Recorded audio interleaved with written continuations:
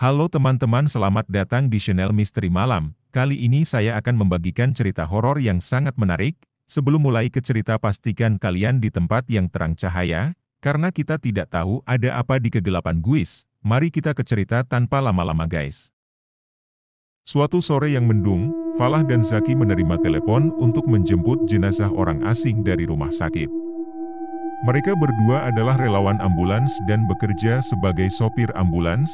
Setibanya di rumah sakit, Falah dan Zaki berkoordinasi dengan petugas polisi untuk memindahkan jenazah ke dalam peti mati yang mereka bawa di dalam kendaraan ambulans. Dengan cepat dan hati-hati, mereka membawa peti mati itu ke ambulans. Selama perjalanan menuju rumah duka, Falah dan Zaki mengemudikan ambulans dengan penuh konsentrasi dan kewaspadaan. Meski tak mengetahui jenazah yang dibawanya, namun dengan sepenuh hati mereka merawatnya seolah-olah sedang merawat jenazah keluarganya sendiri. Perjalanan Falah dan Zaki menuju desa terpencil. Jalannya sangat damai dan berkelok-kelok. Bersama dan depresi serta stres sejak awal. Jalanan yang gelap dan sepi menjadi tantangan tersendiri. Setelah sekian lama berjalan di jalanan yang sepi, tiba-tiba terdengar jeritan nyaring, disusul suara gemetar keras dari ambulans. Ban belakang ambulans kempes. Falah segera menepikan ambulans tersebut ke pinggir jalan yang remang-remang. Ada apa? Kita terjebak dalam kegelapan, ucap Zaki dengan suara khawatir. Falah mengangguk pasrah. Saat mereka sibuk merawat ban, tiba-tiba mereka mendengar isak tangis yang menyayat hati dari dalam ambulans, tempat jenazah berada. Tubuh mereka gemetar ketakutan.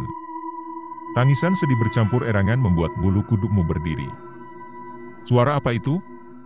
Tidak mungkin berasal dari mayat. Zaki tergagap ketakutan, dengan berani, Falah membuka pintu ambulans. Tidak ada seorang pun di sana kecuali peti mati yang masih dibungkus dengan hati-hati. Namun, isak tangisnya semakin jelas. Dengan susah payah, ban kempes itu akhirnya diganti. Falah dan Zaki melanjutkan perjalanannya dengan rasa gentar. Isak tangis seakan mengiringi kepergian mereka, mengisi suasana mencekam di dalam ambulans. Situasi ini membuat Falah dan Zaki semakin merinding ketakutan. Teror demi teror terus menghadang perjalanan Falah dan Zaki menuju rumah duka di desa terpencil itu. Setelah mengganti ban kempes dan dihantui suara isak tangis misterius, masalah lain pun muncul. Sirine ambulans tiba-tiba mati tanpa sebab. Betapa sulitnya memberi peringatan di jalanan sepi dan gelap gulita tanpa sirine. Falah was-was jika ada kendaraan lain yang muncul secara tiba-tiba di depan mereka, namun yang lebih mencengangkan, tiba-tiba saja sesosok bayangan hitam menyeberangi jalanan di depan ambulans. Refleks, Falah menginjak rem hingga ambulans oleng ke depan. Astaga! Apa itu tadi? Teriak Zaki tak percaya dengan apa yang dilihatnya. Falah membelalakkan mata, mencari sosok yang menyeberang tadi. Namun jalanan itu kembali kosong melompong. Tak ada siapapun. Tidak mungkin. Itu pasti hanya ilusi saja. Zaki mencoba menenangkan diri, meski ketakutan setengah mati, mereka memutuskan untuk kembali melaju. Ambulans mulai bergerak perlahan dengan waspada tinggi, belum sempat bernapas lega, sekelebat bayangan berkelebat melintas di sisi ambulans. Jeritan Zaki menggema memenuhi ambulans. Apalagi itu? Ada sesosok makhluk berkelebat di sana. Falah memberanikan diri untuk melihat keluar jendela. Namun yang dia lihat hanyalah kegelapan dan pepohonan yang berjajar sepanjang jalan.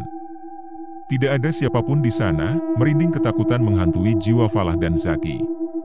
Tangan mereka membeku di kemudi dan rasa ngeri menyergap setiap inci tubuh. Teror-teror itu seakan belum berakhir.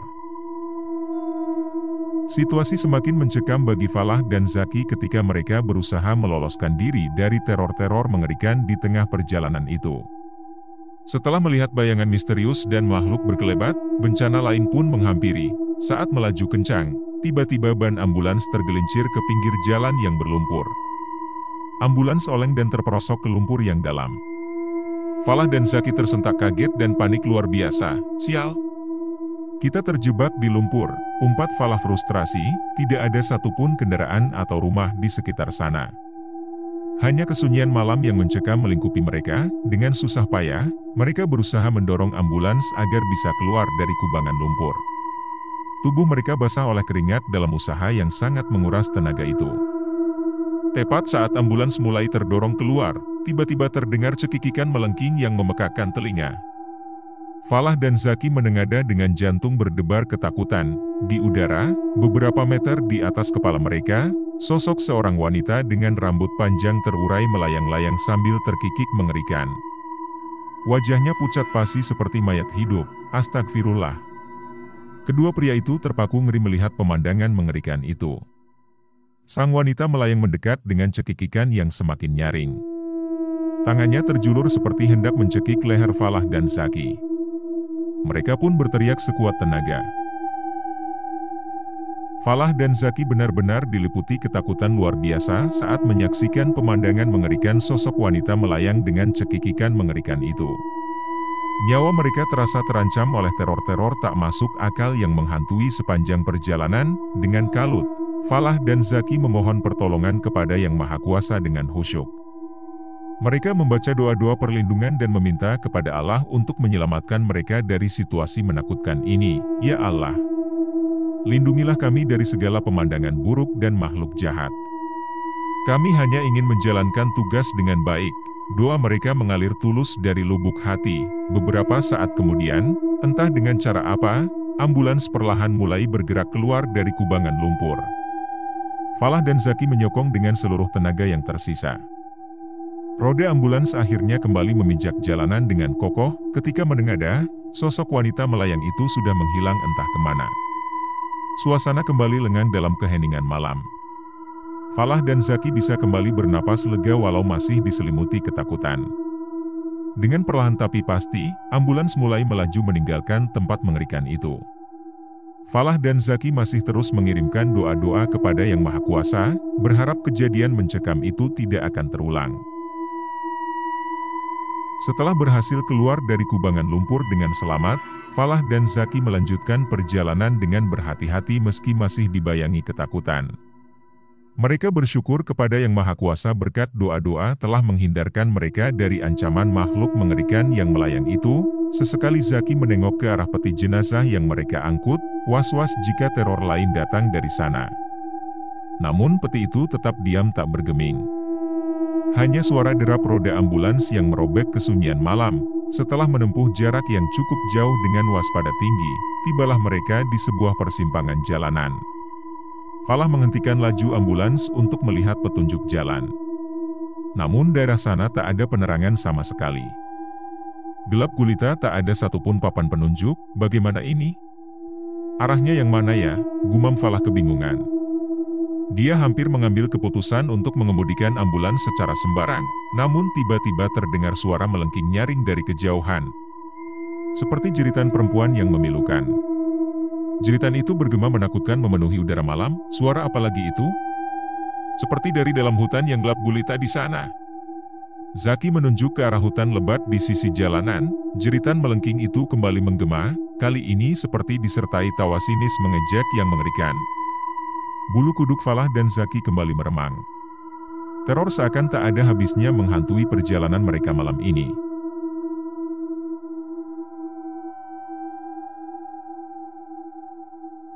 Meski diselimuti ketakutan yang teramat sangat, Falah dan Zaki berhasil mempertahankan keberaniannya. Mereka bertekad untuk menyelesaikan tugas mulia mengantarkan jenazah itu hingga ke rumah duka. Untunglah di persimpangan jalan tadi mereka menemukan sebuah rambu penunjuk arah. Ternyata setelah berbelok, mereka masih harus menempuh beberapa kilometer lagi sebelum tiba di desa tujuan. Jalanan yang mereka lalui semakin ekstrim dan menantang. Naik turun berkelok-kelok menembus hutan-hutan lebat di kaki bukit. Suasana semakin mencekam dengan pepohonan tua yang membayangi di kiri kanan jalan. Kegelapan semakin pekat seolah mampu menelan ambulans mereka bulat-bulat. Sesekali Falah mendengar derap langkah kaki seperti mengikuti ambulans dari balik pepohonan. Suara lolongan hewan buas bersahut-sahutan dari kejauhan seakan memberi peringatan untuk tidak mendekati hutan. Zaki berkali-kali menengok ke arah kaca spion dan jendela, was-was jika makhluk mengerikan muncul lagi mengintai mereka. Jantungnya terus berdegup kencang sepanjang perjalanan mencekam itu. Tenang saja, kita akan segera sampai.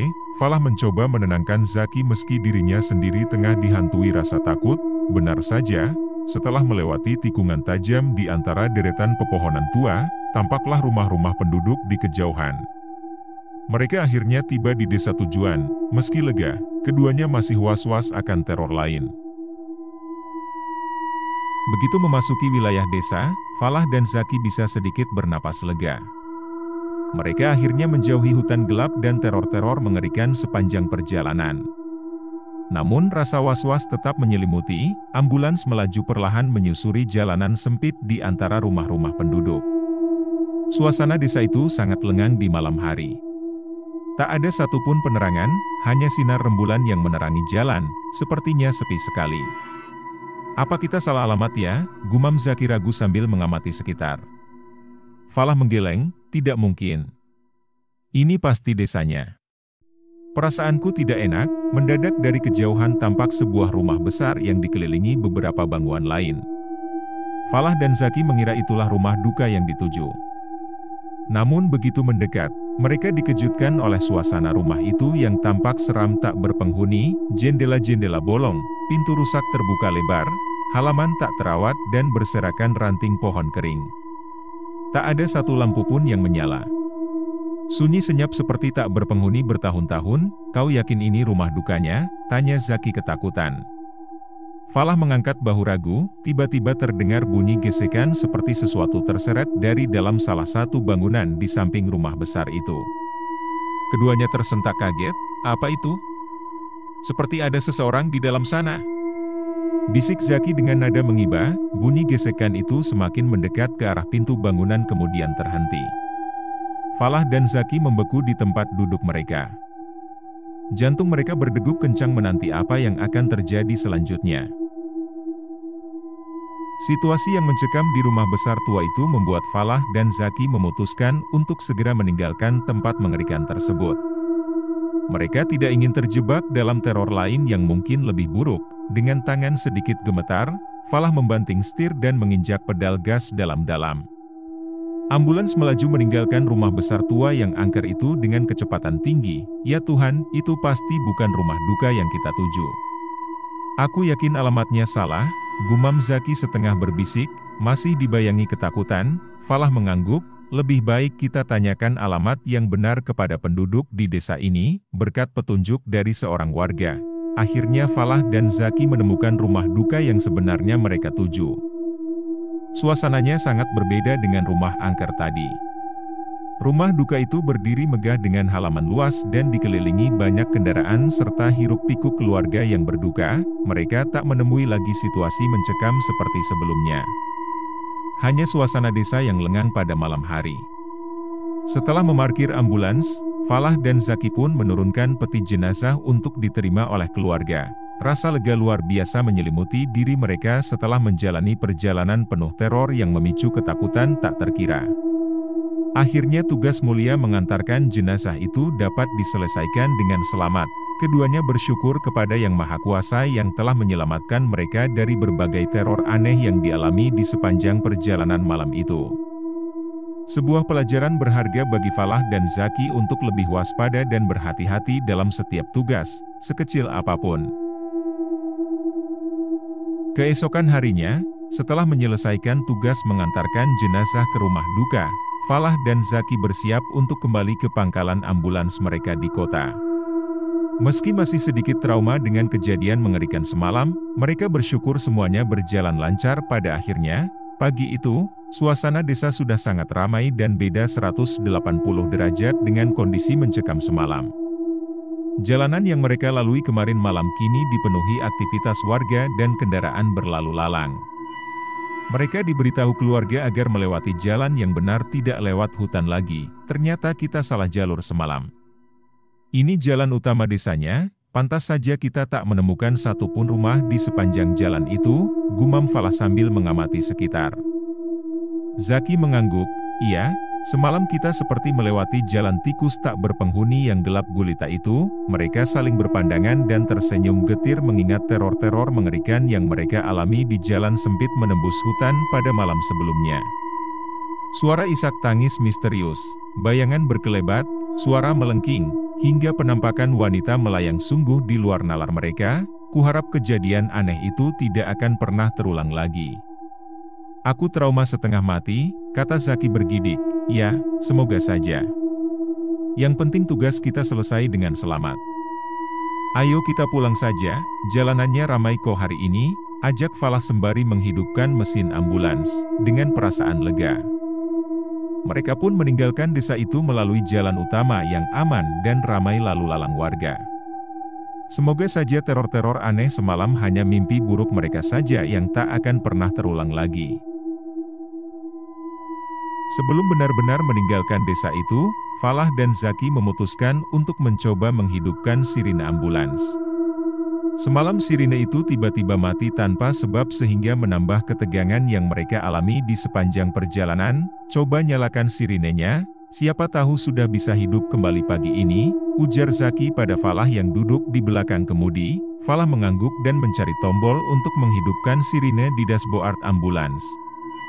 Dengan ragu, jari-jarinya menekan tombol itu, tidak berharap banyak sirine akan kembali menyala. Namun begitu mengejutkan. Sirine itu langsung hidup dan meraung-raung memekakan telinga. Suaranya yang nyaring mengejutkan Falah dan Zaki yang sama sekali tidak menyangka. Astaga! Bisa menyala? Padahal semalam mati total, pekik Zaki tak percaya. Falah dengan kalut berusaha mematikan kembali sirine yang meraung-raung itu, tapi tak kunjung berhasil. Justru suara sirine semakin keras dan cempreng seolah tak mau dimatikan. Kepanikan melanda keduanya. Warga desa mulai berlarian keluar rumah karena terkejut mendengar sirine ambulans yang memekakkan telinga itu. Situasi berubah kacau, matikan sirinenya. Jangan sampai mengundang kehebohan tak jelas di sini, seru Zaki memperingatkan.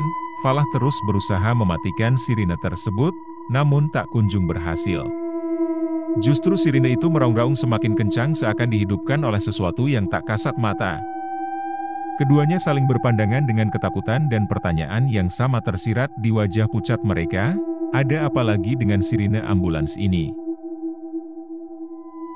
Melihat kepanikan semakin meningkat di desa itu akibat sirine ambulans yang terus meraung-raung memekakkan telinga, Falah dan Zaki terpaksa mengambil tindakan ekstrim.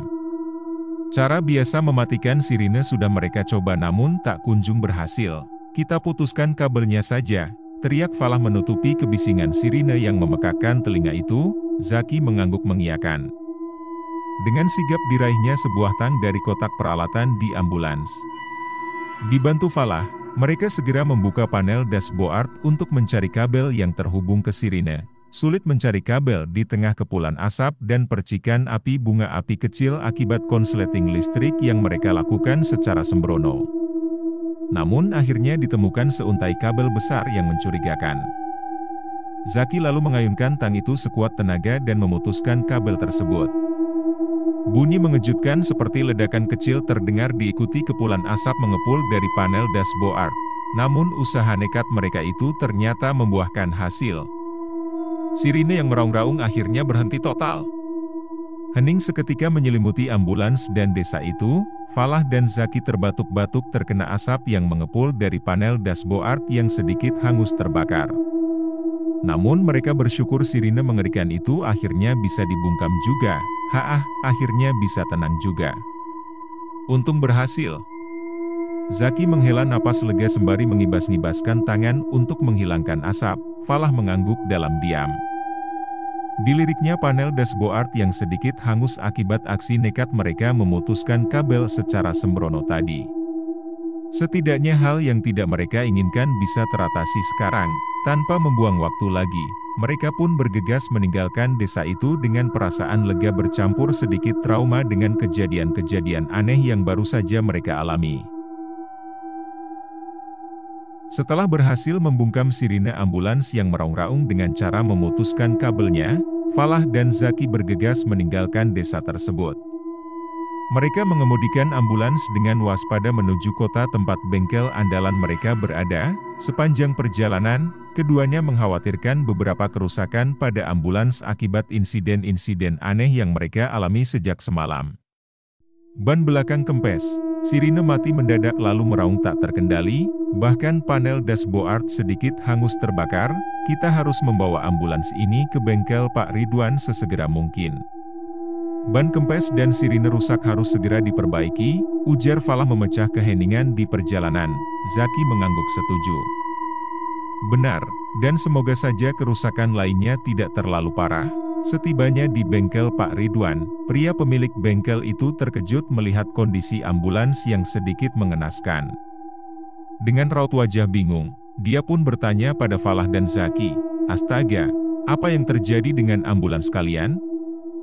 Ban kempes, sirine rusak dan panel dashboard hangus begini, Falah dan Zaki hanya tersenyum miris dan menggeleng pelan. Mereka tidak mungkin menceritakan semua kejadian aneh dan mengerikan yang baru saja mereka alami malam tadi. Ceritanya panjang, Pak.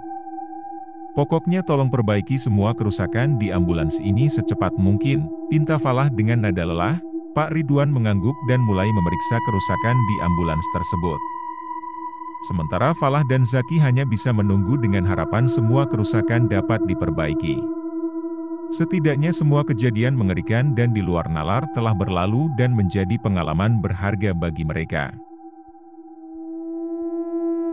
Kejadian di bengkel Pak Ridwan, Mas Dimas bercerita setelah mengalami kejadian sebagai berikut ini. Seorang mekanik muda bernama Dimas ditugaskan untuk memperbaiki ambulans Falah dan Zaki yang mengalami kerusakan.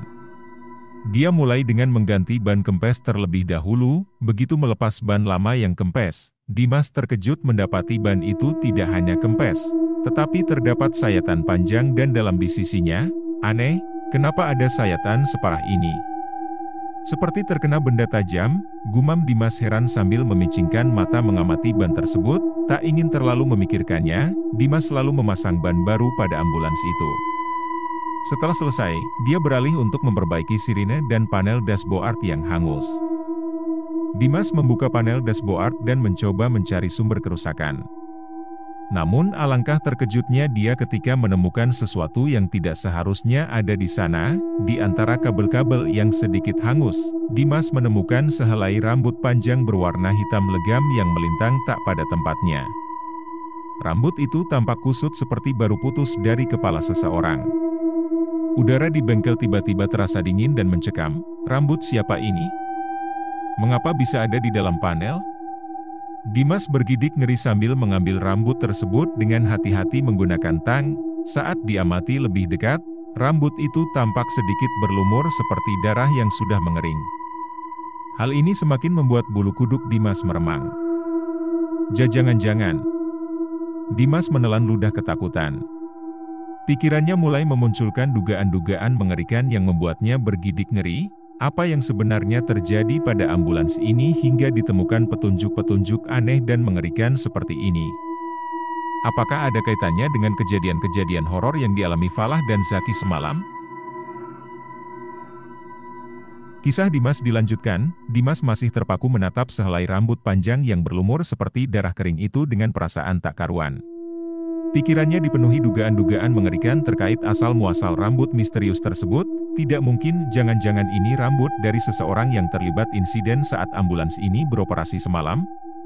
Dimas membatin ngeri, tangannya sedikit gemetar ketika menggenggam rambut itu. Ada firasat buruk yang menghampirinya. Dengan rasa penasaran bercampur takut, Dimas memutuskan untuk memeriksa lebih lanjut bagian dalam panel dashboard. Menggunakan tang dan obeng, dia membongkar penutup panel tersebut. Namun yang dia lihat selanjutnya benar-benar membuatnya terkesiap ketakutan. Di balik panel dashboard, terdapat bercak-bercak seperti noda darah kering yang cukup banyak. Bahkan di antara kabel-kabel kusut, ada sepotong kain lap compang-camping yang juga bernoda seperti darah mengering. Astagfirullah. Dimas tergagap dengan keringat dingin membanjiri pelipisnya. Situasi ini benar-benar membuatnya ngeri dan was-was. Apa yang sebenarnya telah terjadi di dalam ambulans ini? Apakah ada insiden mengerikan yang melibatkan darah dan rambut seseorang? Dimas merinding membayangkan dugaan-dugaan mengerikan di benaknya. Tak ingin mengambil risiko, Dimas lalu memanggil Pak Ridwan selaku pemilik bengkel untuk meminta petunjuk lebih lanjut. "Pak, tolong lihat ini. Saya menemukan hal-hal aneh dan mencurigakan dalam panel dashboard ambulans ini," seru Dimas dengan nada ketakutan sembari memperlihatkan rambut dan noda diduga darah yang ditemukannya. Pak Ridwan tercenung memandangi benda-benda itu dengan alis berkerut. Sepertinya pria parubaya itu juga merasakan firasat buruk yang sama. Mereka berdua memanggil Zaki dan Falah. Mereka berdua terkejut dengan temuan aneh di dalam mobil dan mereka pun akhirnya berdoa dengan khusyuk agar kejadian aneh tidak dialami lagi. Terima kasih telah menonton video ini. Jangan lupa untuk like, share, dan subscribe untuk konten lebih lanjut. Berikan komentar di bawah untuk memberikan masukan atau saran. Sampai jumpa di video berikutnya. Terima kasih atas dukungan Anda.